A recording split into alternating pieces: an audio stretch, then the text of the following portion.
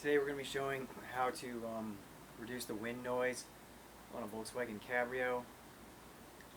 This one's about almost 25 years old, and the rubber starts to loosen up. So what I did is, you want to get this GE silicone. Make sure it's silicone and not latex. And then what I did was I put saran wrap all along the matching face where the rubber seal here is. Then using this caulking gun, put a very thin bead of silicone anywhere there's going to be a mating surface, because there might be a gap there where it's leaking through.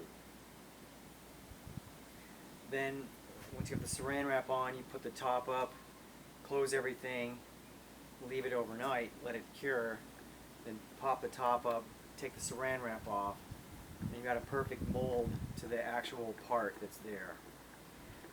That may not be enough to get all of it, because if you have a leak and you push it out, it will move it somewhere else. So as a second step, what I did was I put saran wrap on this window here, and then I again put a thin bead of silicone along the rubber seal here up to here, and then I closed the window and left that overnight. So now again there's a perfect seal between the window and the rubber seal that matches it.